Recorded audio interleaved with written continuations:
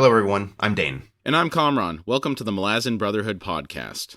Today, we will be discussing Book 2, Chapter 9 of House of Chains, a novel in the Malazan Book of the Fallen. This is part 2 of our coverage of this chapter. This podcast series is intended to be a companion to reading or listening to the books set in the Malazan universe. It's not a book review, and it is most definitely not a replacement to reading the books. We will be covering the events of the books in a linear fashion. There will be spoilers for those who have not read the books. We will try not to spoil anything prior to us covering that portion of the respective book. Today's episode contains scenes that may trigger individuals plagued by thalassophobia and thus should be consumed in a safe space or not at all. Our show is listener supported. If you would like to support us, we would really appreciate that. You can do so by visiting our Patreon link on our website at horsefrogproductions.com. Currently, we are posting ad-free episodes on Patreon weekly. Also, we'd really like to hear from you. Send any feedback or comments to contact@horsefrogproductions.com. All right, Chapter 9, Part 2. A blurred sword of dark iron rose along the horizon, a massive, bruised blade that flickered as it swelled ever larger. The wind had fallen off, and it seemed that the island in the path of the sword's tip grew no closer. Cutter moved up to the lone mast and began storm-rigging the luffing sail. He said, "I'm going to man the sweeps for a while. Will you take the tiller?" With a shrug, Apsalar moved to the stern. The storm still lay behind the island of Driftavali, over which hung a seemingly permanent, immovable bank of heavy clouds. Apart from a steeply rising shoreline, there seemed to be no high ground. The forest of cedars, firs, and redwoods looked impenetrable, their boles ever cloaked in gloom. Cutter stared at the island for a moment longer, then gauged the pace of the approaching storm. He settled onto the bench behind the mast and collected the sweeps. As he dropped the oar blades into the murky water and pulled, he said, "We might make it." I wanted to ask you about the island. And as they talk about the forest of cedars, firs, redwoods, this is another situation of our perception of what things look like. Again, even though it's explicitly described, for some reason, I always think of it as a tropical island. Interesting. I'm always picturing palms and subtropical, tropical plants and vegetation. I always seem to forget that it has a more northwest vibe. Northern California, Pacific Northwest. Something along those lines, right? Completely different trees. Okay, so funny that you mentioned this, because for me, this is crazy.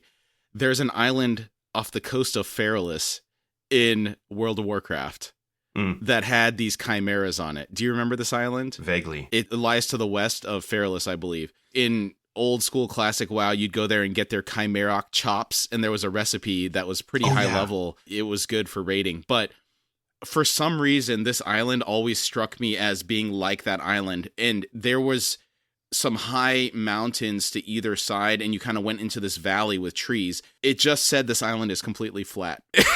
Right? But in my mind, somehow I associated this with that freaking island, and it doesn't make any sense. That's interesting. Our brains are doing some weird stuff. Yeah. Apsalar replied, "The island will shatter it." He narrowed his eyes on her. It was the first time in days that she had ventured a statement without considerable prodding on his part. Cutter said, "Well, I may have crossed a damned ocean, but I still understand nothing of the sea. Why should an island without a single mountain break that storm?" Apsalar answered, "A normal island wouldn't." Cutter said, "Ah, I see." He fell silent. Her knowledge came from Cotillian's memories, appearing to add yet another layer to Apsalar's miseries. The god was with them once more, a haunting presence between them. Cutter had told her of the spectral visitation of Cotillian's words. Her distress and barely constrained fury seemed to originate from the god's recruitment of Cutter himself. His choosing of his new name had displeased her from the very first, and that he had now become, in effect, a minion of the patron god of assassins appeared to wound her deeply.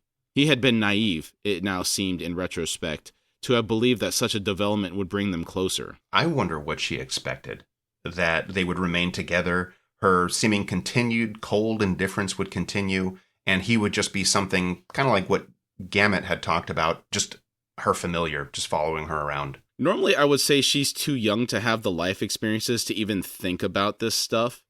But she has those memories from Cotillion, and who knows what type of relationships he had in his youth. Okay. I'm not sure how much of that imprinted on her. True. It's never really spelled out. So yeah, who knows? I do mirror your confusion, though. What did she expect him to do? Stay an innocent boy with the type of stuff they were doing to survive in this world?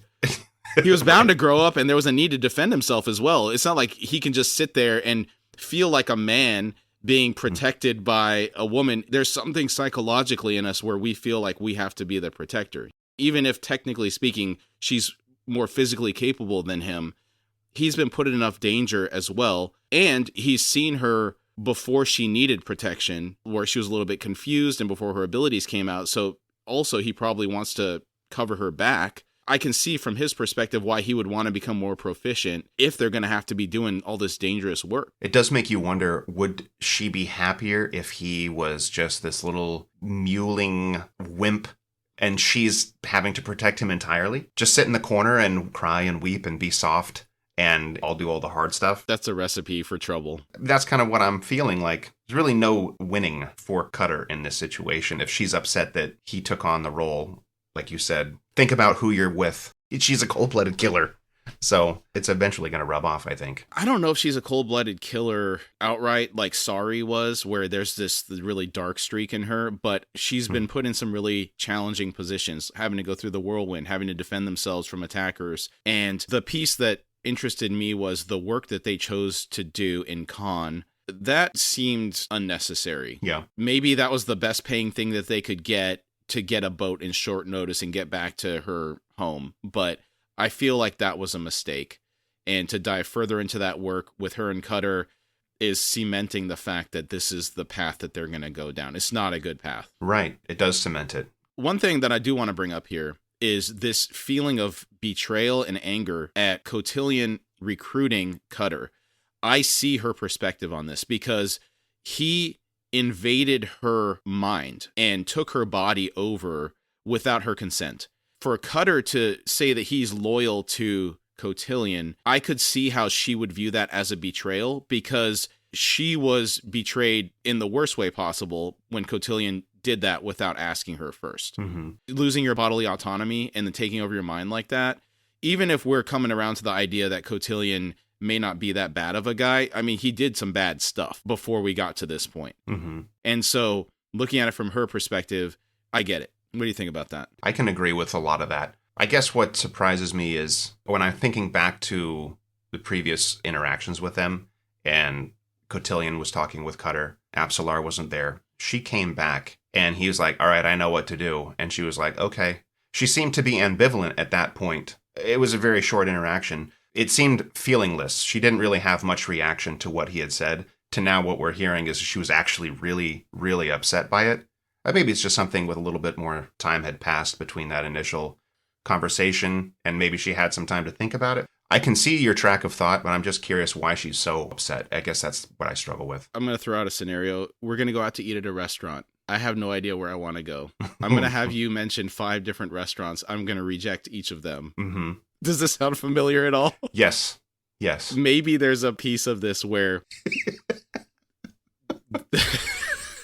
she was not given the option of overriding the path that they're taking, and she doesn't like where they're going or who they're aligning to in this scenario. I'm kind of making a joke here for those of you that aren't married or haven't had to deal with this.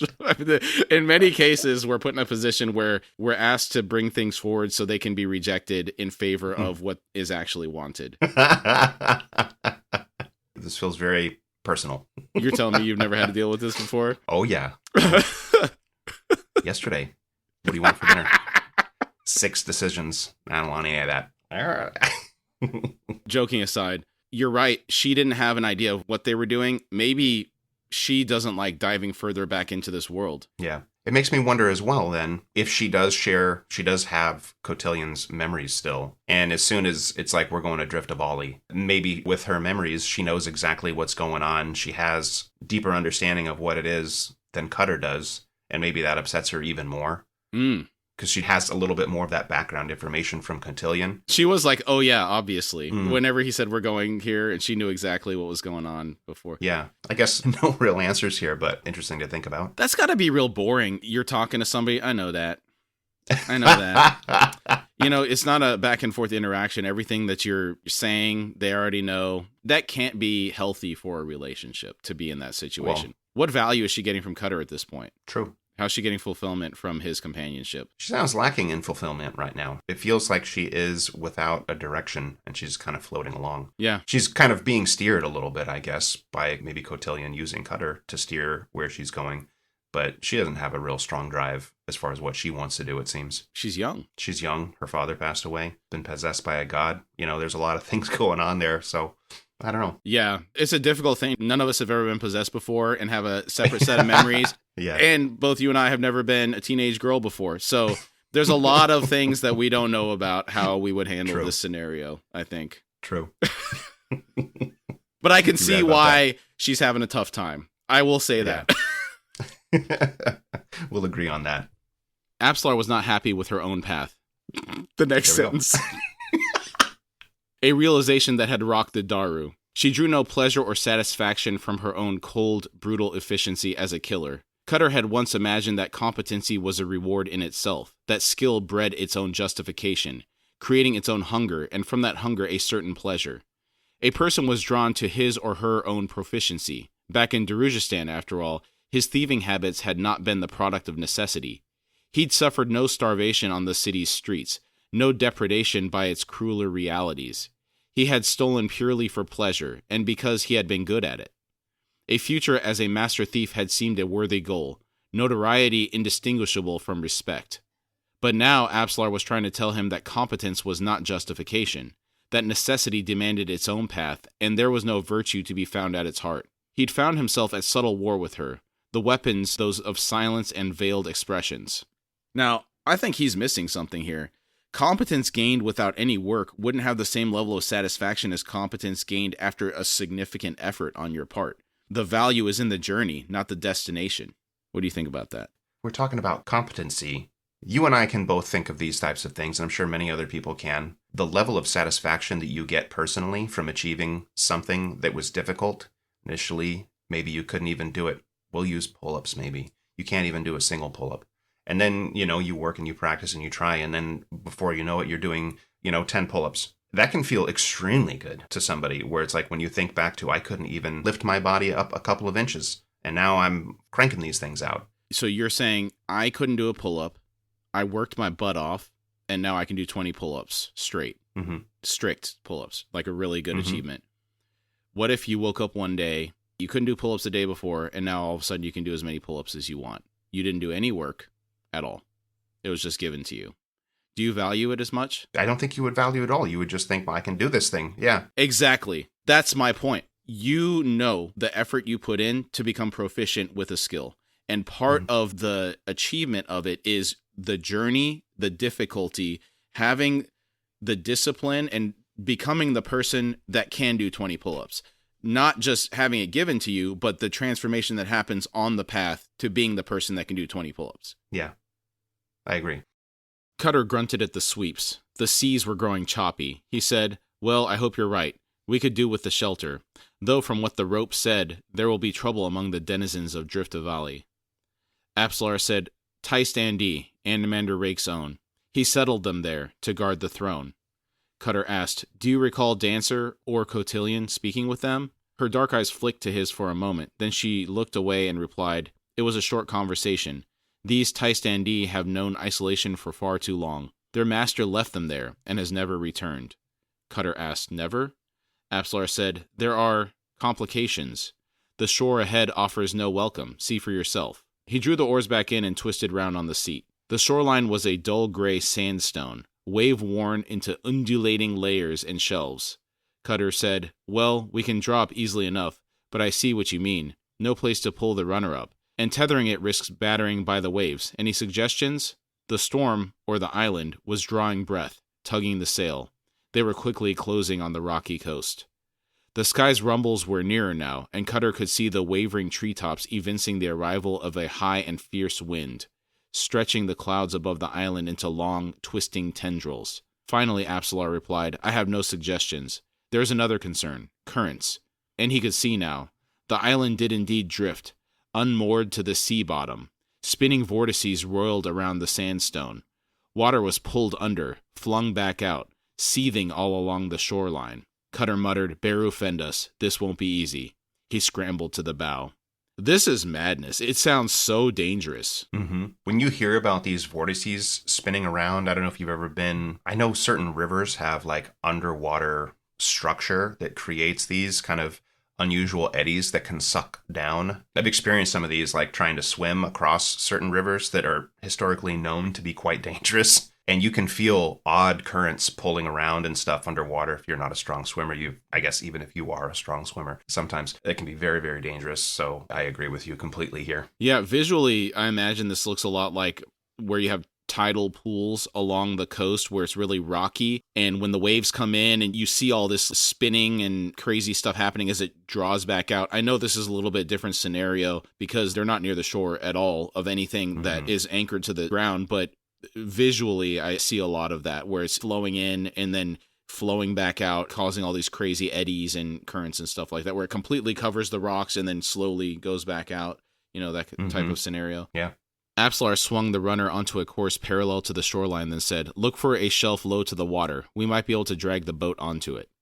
Cutter said nothing to that. It would take 4 or more strong men to manage such a task. Then he thought, but at least we'd get onto shore in one piece. The currents tugged at the hull, throwing the craft side to side. A glance back showed Apsalar struggling to steady the tiller.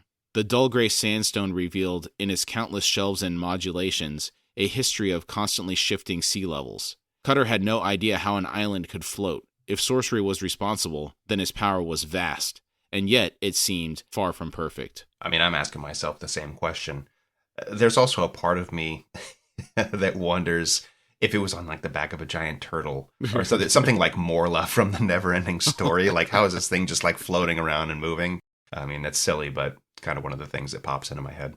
Yeah, I was wondering the same thing. Sorcery is the only thing I can think of, given that the base is made of stone. Yeah. There's no way this thing has enough buoyancy to be able to stay afloat. Yeah. I mean, unless it's got a hollow core. A hollow core. So it's like a stone air chamber. Completely airtight. Interesting. No, I'm sure sorcery is the answer. Suddenly, Cutter shouted, "There!" pointing ahead where the coast's undulations dropped to a flat stretch barely a hand's width above the roiling water. Half rising from her seat, Apsalar instructed, "Get ready." Clambering up alongside the prow, a coil of rope in his left hand, Cutter prepared to leap onto the shelf. As they drew closer, he could see that the stone ledge was thin, deeply undercut. They swiftly closed. Cutter jumped. He landed square-footed, knees flexing into a crouch. There was a sharp crack, then the stone was falling away beneath his moccasined feet. Cold water swept around his ankles. Unbalanced, the Daru pitched backward with a yelp. Behind him, the boat rushed inward on the wave that tumbled into the sinking shelf's wake.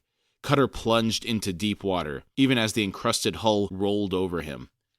Did the boy just keel haul himself?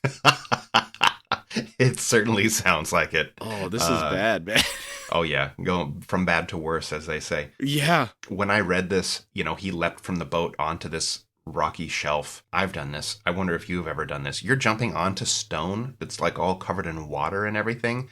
Have you jumped from stone to stone in a river and it's like a little wetter, a little slippier than you had anticipated, and you slip and rack your shins or knees? You ever done anything like that? I don't specifically remember, but I do kind of remember trying to step on stones that were very slippery. So not necessarily jumping on them, but I know how bad it can get. Why? Did you have an incident? I mean, I've done just that. I've been trying to either walk or leap to a relatively large rock in a river, when you're younger and it seems like the right thing to do. And then, of course, you slip, smash your shins, fall into the river anyway, all those kinds of things. I'm just impressed that he was able to make the leap in the first place, but then it still went poorly for him after that. Mm-hmm. Yeah, I mean, that's more due to the structural failure of the rock itself. He was a master thief in Darujistan, and he could climb the side of a sheer face of a tower with his little shoes that had sap on them or whatever, Yeah, so, that's right. mean, he is kind of skilled at maneuvering his body. True. The currents yanked him downward into icy darkness. His left heel thumped against the island's rock, the impact softened by a thick skin of seaweed. Down, a terrifyingly fast plummet into the deep. Then the rock wall was gone, and he was pulled by the currents under the island. A roar filled his head, the sound of rushing water. His last lungful of air was dwindling to nothing in his chest. Something hard hammered into his side, a piece of the runner's hull, wreckage being dragged by the currents. Their boat had overturned. Either Absalar was somewhere in the swirling water with him, or she had managed to leap onto solid sandstone. He hoped it was the latter, that they would not both drown, for drowning was all that was left to him. Cutter thought, "Sorry, Cotillion, I hope you did not expect too much of me." He struck stone once more, was rolled along it. Then the current tugged him upward and suddenly spat him loose. Another water digression, I guess. Have you ever been battered by waves like this? Hopefully not against rocks, but maybe the beach or something similar? Not to this degree, but I've been in some decent-sized waves and have been hit in the face as you come up, but nothing like it's completely covering me. And, like those surfers that get messed up by those huge waves and they have to have the jet ski guys come rescue them if they have them there. How about you? Well, that's kind of what I was thinking. Is I was on a vacation once and trying my hand at surfing and boogie boarding, and particular waves driving me down into the sand and just battering me, dragging me along, your face just getting dragged along the bottom. It did not feel good. That was just sand and not stone or anything like our boy here. Pretty bad. I do have a story about drifting into the deeps, though. We went to a lake in California, and I was pretty young. I might have been in 6th, 7th grade, somewhere in there. And we had an inflatable raft. My dad let me take the raft out by myself, and I didn't have a life jacket on. And I had a golf umbrella that was going to protect me from the sun. I think the lake was a couple 100 feet deep. I was rowing. I had the umbrella open, but I was trying to hold the handle between my knees, and it blew out of the boat. I jumped out of the boat into the water to try to get it, and it was sinking into the depths. And I remember I went down probably 10, 12 feet, and it was just drifting into the darkness below me. Finally, I came back up. Then I realized there was a breeze, and the boat was floating away from me. I grabbed the oars, and I'm trying to swim after the boat. Boat keeps going. I start calling for help. Some people in other boats see me. They call the lifeguards. Lifeguards come out with the boat. So that image of that umbrella sinking into the water, it's in my mind, It's amazing any of us survive to adulthood as humans. We all have these situations that pop up where it's like, that was a moment. There's another moment. I did this that could have happened. It's amazing how resilient we are sometimes, and sometimes how simple things are that can take you out, Yep, exactly. He flailed with his limbs, clawing the motionless water, his pulse pounding in his head. Disoriented, panic ripping through him like wildfire, he reached out one last time. His right hand plunged into cold air. A moment later, his head broke the surface. Icy, bitter air poured into his lungs, as sweet as honey. There was no light, and the sounds of his gasping returned no echoes, seeming to vanish in some unknown immensity. Cutter called out to Absalar, but there was no reply. He was swiftly growing numb. Choosing a random direction, he set out, and quickly struck a stone wall, thick with wet, slimy growth. He reached up, found only sheerness. He swam along it, his limbs weakening, a deadly lassitude stealing into him. He struggled on, feeling his will seep away. Then his outstretched hand slapped down onto the flat surface of a ledge. Cutter threw both arms onto the stone. His legs, numb by the cold, pulled at him. Moaning, he sought to drag himself out of the water, but his strength was failing.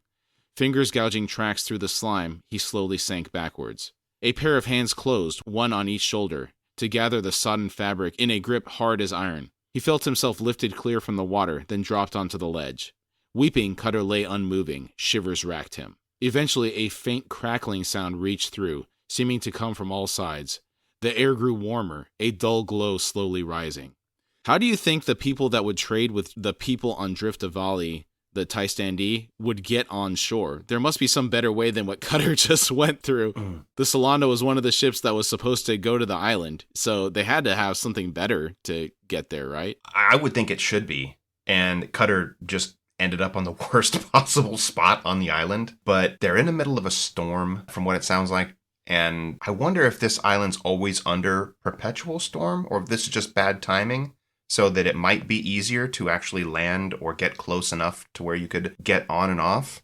But I'm getting the impression that they did not circle the entire island, and they just happened to pick like the worst possible spot on the whole thing. Because this is one of those, like, you could certainly see a comedy situation of this sheer face, broken ledges, horrible things, almost drowning, and then 150 feet further along, you're like, oh, there's a beach right there.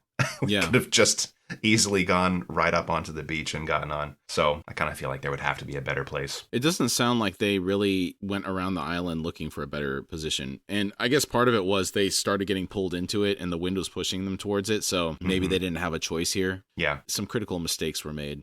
Yeah, definitely. Cutter rolled onto his side. He had expected to see Apsalar. Instead, standing above him was an old man, extraordinarily tall, his white hair long and disheveled, white-bearded though his skin was black as ebony, with eyes a deep, glittering amber, the sole source, Cutter realized with a shock, of the light. All around them, the seaweed was drying, shriveling, as waves of heat radiated from the stranger. The old man has the Superman heat vision. Do you think the heat's radiating from his body or from his eyes that are lit up? I get the impression it's from his body, but I could be wrong. No, you're probably more right. But with the, it certainly can give that impression with the glowing eyes and everything. Yeah. The only light in the chamber is coming from his eyes. It kind of makes it sound like probably cook the inside of his skull if that was the case, Yeah. Joking aside, it is really cool that his eyes are lighting up the entire room and his body's generating all this heat. It sounds sorcerous. Yeah, very sorcerous. Cool imaging. And him being a Thai standee, that's actually an interesting thing because they come from darkness. So you don't think that they would be generating light. Oh, yeah, that's true. Especially when we think back to how they describe Corald Galen and that it's like the coldest thing ever. That's always been my impression of it. So yeah, to be able to produce light, why would they need that? They exist in darkness and cold and all that. But neat trick anyway. Yeah, it's like living in Siberia. Yeah. The ledge was only a few paces wide, a single lip of slick stone flanked by vertical walls stretching out to the sides. Sensation was returning to Cutter's legs, his clothes steaming now in the heat. He struggled into a sitting position. In Malazan, he said, "Thank you, sir." The man replied, "Your craft has littered the pool. I suppose you will want some of the wreckage recovered." Cutter twisted to stare out on the water, but could see nothing. He said, "I had a companion." The man said, "You arrived alone. It is probable that your companion drowned. Only one current delivers victims here. The rest lead only to death. On the isle itself, there is but one landing, and you did not find it. Few corpses of late, of course, given our distance from occupied lands, and the end of trade." And I guess that answers my questions about how they get on the island. There is a designated point of arrival. Yeah, and one only. Mm-hmm. And how lucky for Cutter to have found the single current that would bring him to this pool. Indeed. And then even beyond that, he wasn't able to get out of the water. So again, lucky that this individual was here to pull him out of the water, or he would have succumbed to the cold. Yeah, pretty wild timing. I mean, fortuitous indeed. It makes you wonder if these are more little hands, little nudges guiding things along, or if it's just kind of a happy accident. Plot armor. Mm-hmm. Is it fate or plot armor for Cutter? Plot armor, definitely. How crazy would it be if Cutter just had slipped back in and that was the end of it? Yeah. We talked about this recently. I can't remember what it was, but the same theory of like, that's the end. Oh, no, it was the pick your own adventure, You can do that's this. right. Oh, you don't like this? Okay, yeah, you can choose to go to the end of page 765. Thus, the problem was solved and it ended. Exactly. They used all their magics to solve the problem immediately, and thus the crisis was averted. Exactly. I hope you enjoyed your story. Or you can go back and listen to the story as I'm telling it, the way it's being told. His words were halting, as if rarely used, and he stood awkwardly. Cutter thought, she drowned? More likely she made it onto shore. Not for Apsalar, the ignoble end that almost took me. Then again, she was not yet immortal, as subject to the world's cruel indifference as anyone. He pushed the thought away for the moment. The man asked, "Are you recovered?" Cutter glanced up. He asked, "How did you find me?" The man shrugged and said, "It is my task. Now, if you can walk, it is time to leave." Cutter pushed himself to his feet. His clothing was almost dry. He said, "You possess unusual gifts. I am named Cutter." The man said, "You may call me Darist. We must not delay. The very presence of life in this place risks his awakening." The ancient Thai standee turned to face the stone wall. At a gesture, a doorway appeared, beyond which were stone stairs leading upward. Darist said, "That which survived the wrecking of your craft awaits you above, Cutter. Come." Cutter set off after the man. He asked, "Awakening? Who might awaken?" Darist did not reply. That line about life in this place caught me. Kind of wondering, is life, air quotes, for a Thai standee different than a human? I mean, the Thai peoples are living. Maybe he's using magic to conceal himself or something. I didn't really understand that. I suspect Darist means he doesn't come here very often. Oh, to like the spot? To this individual location. Okay. And I think the Tai-Standi have a life force like any other humanoid we've met, short of the undead servants of Grillin or the reanimated dead of Bacalane and Corball Broach. You know, everybody else has pretty much been alive and has a life spirit. Okay. But who is he worried about waking? That is my question. He doesn't answer it. Mm-hmm. I guess we'll wait and find out if we even get an answer. That's an interesting statement. The steps were worn and slick, the ascent steep and seemingly interminable. The cold water had stolen Cutter's strength, and his pace grew ever slower. Again and again Darris paused to await him, saying nothing, his expression closed. They eventually emerged onto a level hallway down which ran, along the walls, pillars of rough-skinned cedars. The air was musty and damp beneath the sharp scent of the wood. There was no one else in sight. As they walked down the aisle, Cutter asked, Darris, are we still beneath ground level? Darris replied, we are, but we shall proceed no higher for the time being. The island is assailed. Cutter asked, what? By whom? What of the throne? Darris halted and swung round, the glow in his eyes somehow deepening. He said, a question carelessly unasked. What has brought you, human, to Drift of Ollie? Cutter hesitated. There was no love lost between the present rulers of Shadow and the Tai-Standi, nor had Cotillion even remotely suggested actual contact be made with the Children of Darkness. They had been placed here, after all, to ensure that the true Throne of Shadow remain unoccupied. Cutter said, I was sent by a mage, a scholar, whose studies had led him to believe the island, and all it contained, was in danger. He seeks to discover the nature of that threat. Darris was silent for a moment, his lined face devoid of expression. Then he said, what is this scholar's name? Cutter said, Baruch. Do you know him? He lives in Darujistan. Darris said, what lies in the world beyond the island is of no concern to me. Cutter thought, and that, old man, is why you're in this mess. Cotillion was right. Then he said, the Tai-Sedur have returned, haven't they, to reclaim the Throne of Shadow? But it was Animander Rake who left you here, entrusted with... Darris cut in, he lives still, doesn't he? If Mother Dark's favorite son is displeased with how we have managed this task, then he must come and tell us so himself. It was not some human mage who sent you here, was it? Do you kneel before the wielder of Dragnapur? Does he renew his claims to the blood of the Tai-Standi then? Has he renounced his draconian blood? Cutter said, I wouldn't know. I like these statements, and I get the impression that earlier when Cutter was having the conversation with Cotillion, and it ended for us as a reader, we don't know what they actually said. We don't get into that full event. It just ends with Cutter asking, what would you have me do? But then these types of statements kind of start to fill in parts of those conversations. And you think, that's kind of what they were talking about. It starts to fill in some of those gaps that you're just left hanging with from previous chapters or something like that. I really enjoy that. As a literary mechanism of conveying information instead of an info dump, this through other forms showing what that conversation had, that is preferable, I think. Yeah. Instead of just, the whole conversation's there, spells everything out lore-wise, and we're good to go. There's no mystery around it, right? Right. You're right. It is preferable to see it this way. But it's also fun because you have to wait for the payoff, and sometimes you have to wait a long time. I do enjoy it, that's all. Yeah, I could see how for some younger generations it might be challenging because they want the instant gratification of knowing it instead of waiting to find out later. Well, I mean, I wanted it. When I was reading through, I wanted it. And the only way to do that was just to read fast and get You think there. you do, but you don't. Yes, I mean, obviously there's a hunger there for the knowledge, but the way that it's fed to you is the critical piece of it. Otherwise, I don't know if it keeps you as interested. Mm-hmm. Maybe this goes back to that topic on Cutter gaining his skills or just being handed the skills. You're just handed the information. It's probably a lot less interesting than if it's you have to earn it. And that the way to earn it is to continue reading through. Oh, yeah. So are you a 20 pull-up Malazan reader, or are you just starting out? You can't do any pull-ups. I want to be a muscle-up Malazan reader. There were those videos of those calisthenic gyms where they're, okay, do an iron cross, do dips on the rings, do 10 pull-ups now. And it's like 5 minutes of torture. And then I saw one the other day where the guy almost made it to the very end. He had to hold on at the very end in a dead hang for 5 more seconds after going through everything and nailing everything.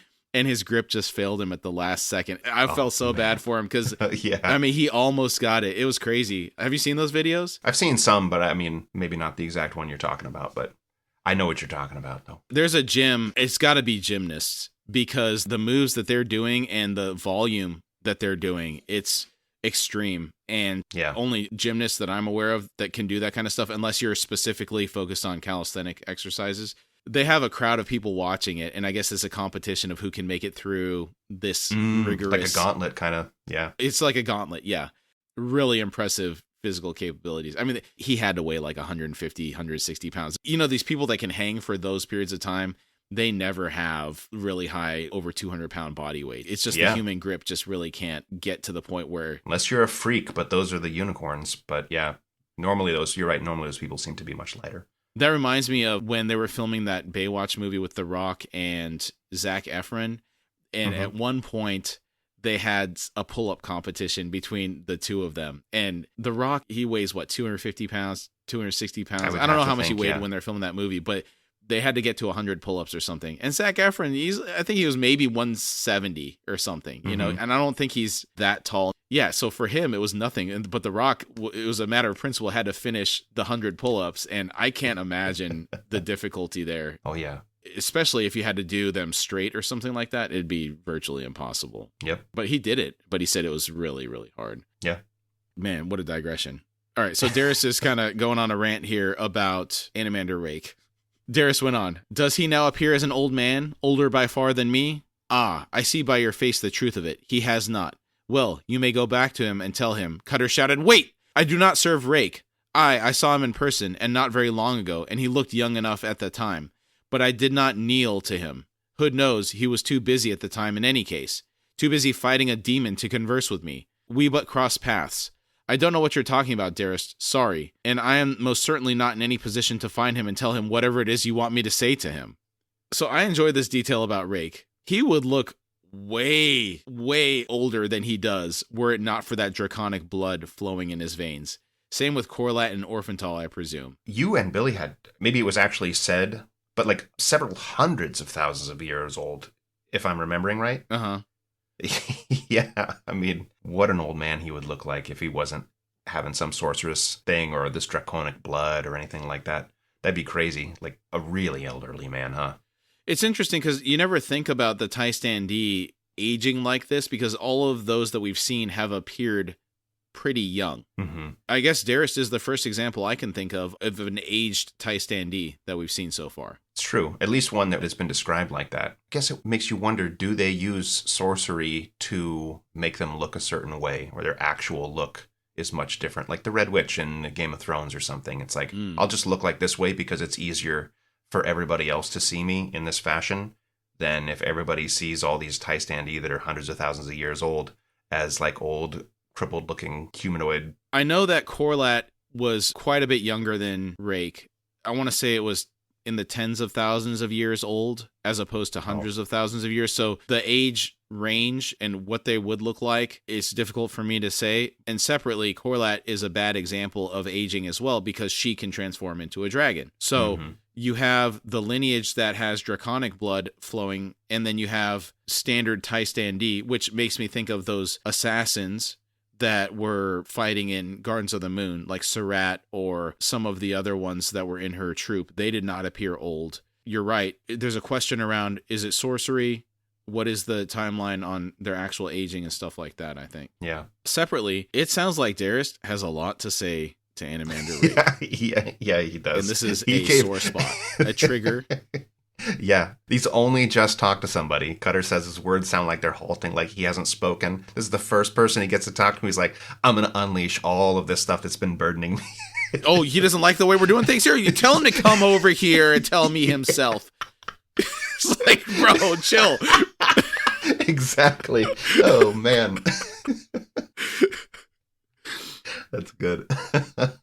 The Tai-Stan-D studied Cutter for a moment longer. Then he swung about and resumed the journey. Cutter followed, his thoughts wild with confusion.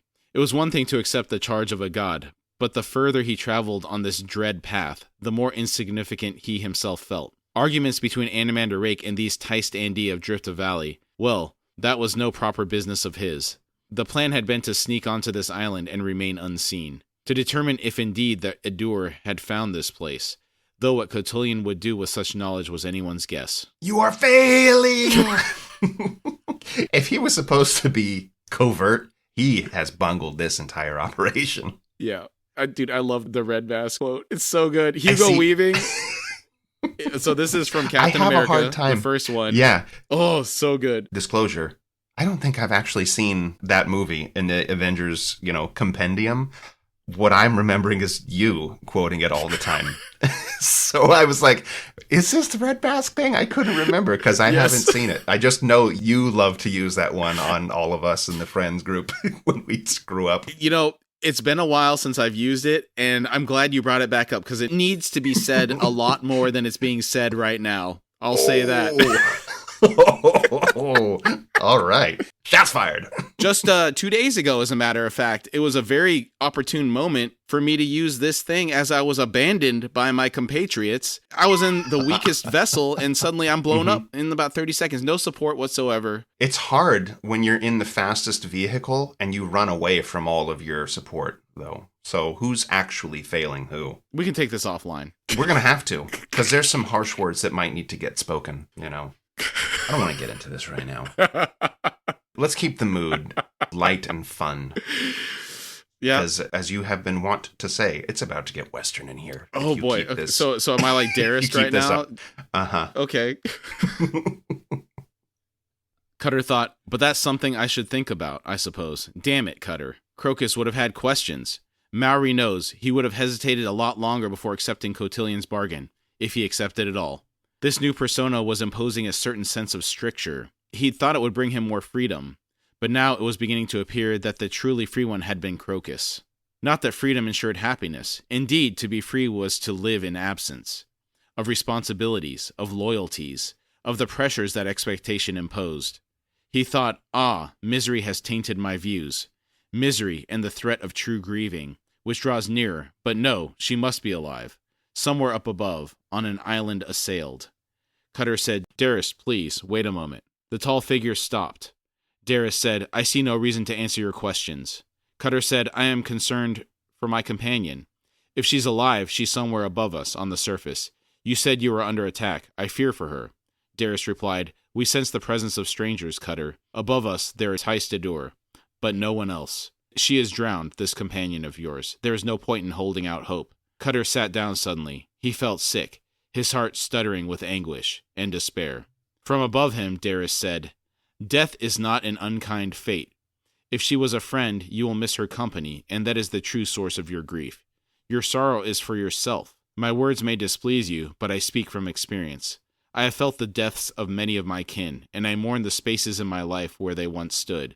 But such losses serve only to ease my own impending demise. This is a heavily highlighted section. I can kind of see why. The sentiment feels very familiar if we apply this to our own lives and people that we may have lost or been very familiar with or whatever. Yeah, I have often thought about funerals and how they're for the living that are left behind, not the one who has left. Yeah, it's true. These are things my wife's mother had passed, and she feels bad about not visiting as often her side at the cemetery. Sometimes you think, this is for you, though. Like, it's not her who's passed who's feeling bad that you're not showing up. It's your own feelings, your own grief and mourning and all those kinds of thoughts. I can see two perspectives to this. First is, if you're secular, you think things have ended for them, in which case they're not looking down on you to have any feelings about how you're living your life. They've lived their life, they've passed on, and there's not necessarily anything after that. Mm-hmm. If you're religious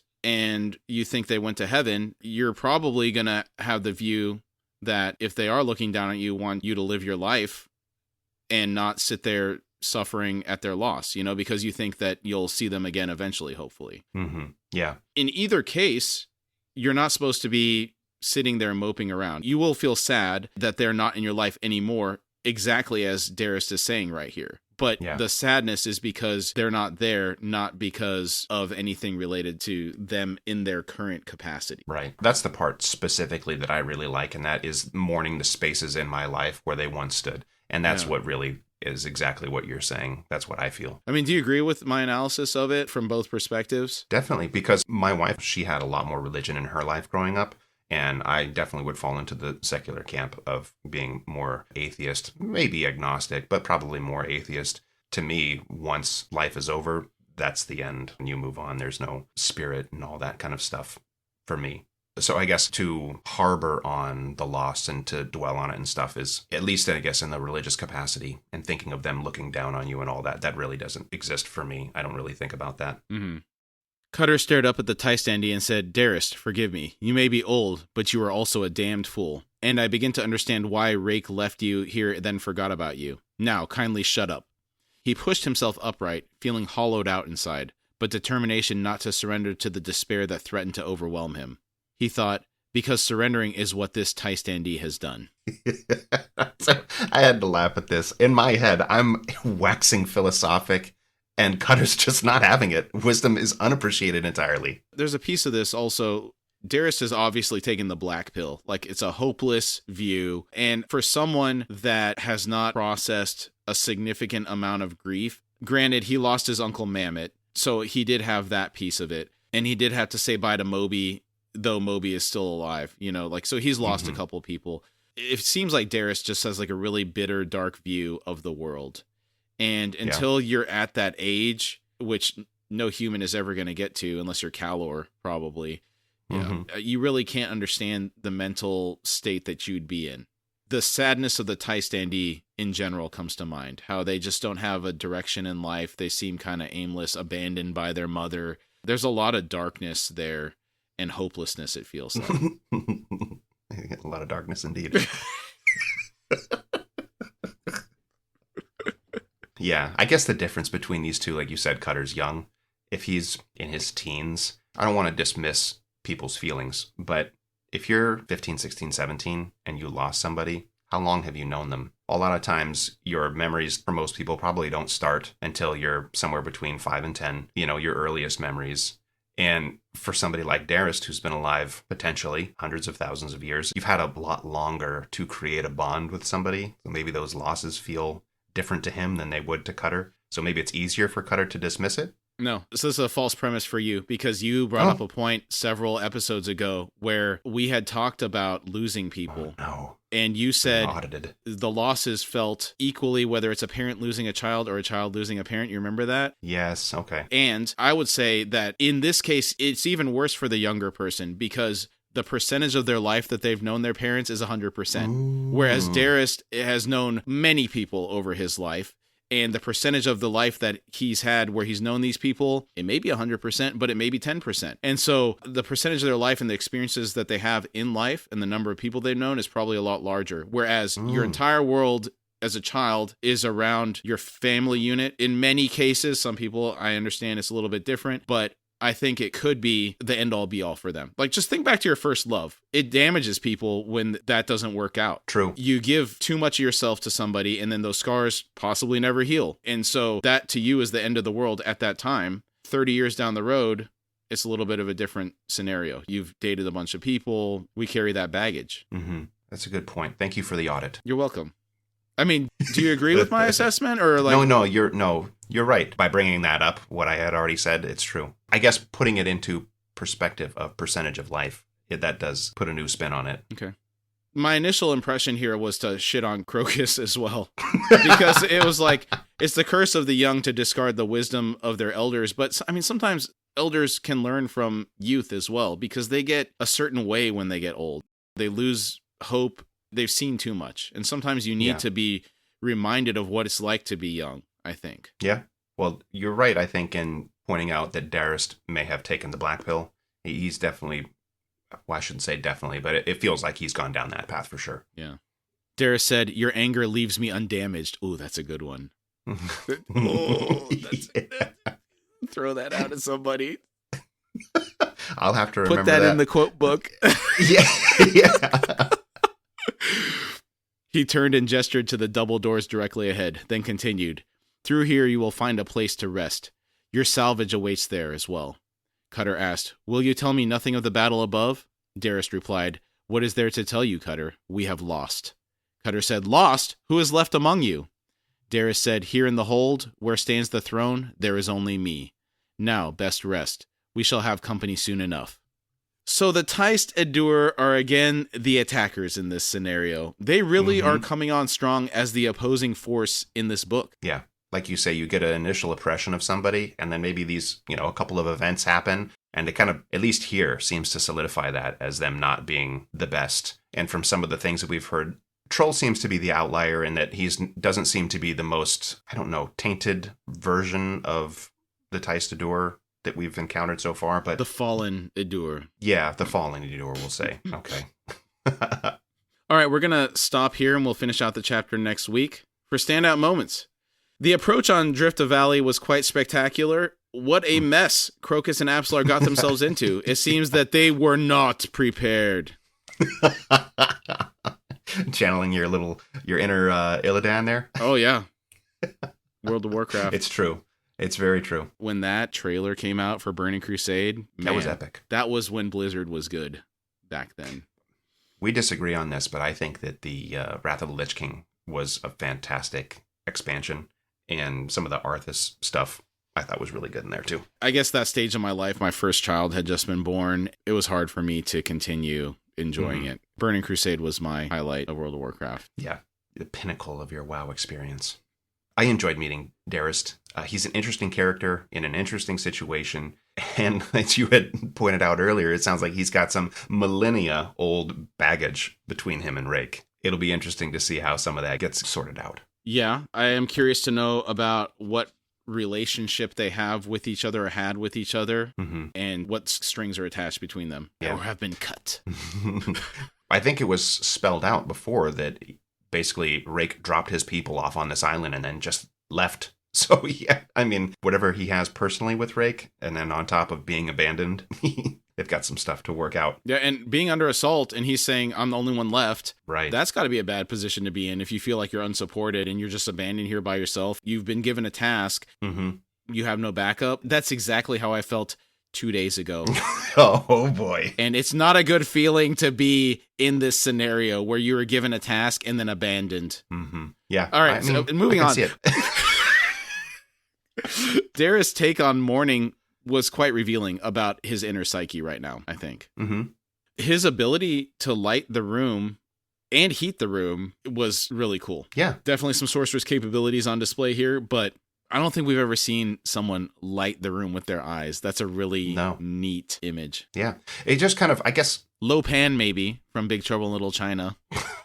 Did you ever watch that? I made it about 30, 45 minutes into it, and then I fell asleep the other day. Okay, but you saw the part where Lopan first did the thing with his eyes in the alleyway? Maybe I didn't make it that far then, because they were fighting in the alley. The two bands, so and then you were like right the three before this. ninjas that looked like Raiden came in. Yeah. Immediately after that is where you first see this. Just spoiled it for me, but okay.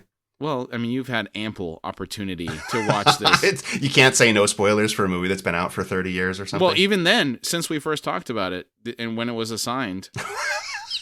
It's a sign my homework has not been completed. I'm going to get shamed. Another thing that I was thinking about is, who is Darist trying to prevent from waking up by being present in that room? There must be a reason for his caution. It makes me wonder. Yeah. What is the threat here? I agree. This is one of those things for me why Drift of Valley has always been a very intriguing storyline in these books. As these little sort of questions get raised, it just really makes me want to get more of what's going on Drift of Valley. All of these things, it seems very mysterious, and I just want more answers from it. Agreed. All right, great job today, Dane. Thank you, Kamraun. Good job yourself. Thank you. You got any final thoughts before we drop off here? Nope, not today. What do you have? Don't be like Darist. Yeah, okay. Maybe there is more to life than being a sad old man that just seems to have lost hope. I agree. There's a lot to take from that. The world can be challenging and things are out of our control sometimes, but just try to be positive. There you go. Thank you, Kamraun. All right, thanks, everybody. I'll see you next week. We'll see you next week.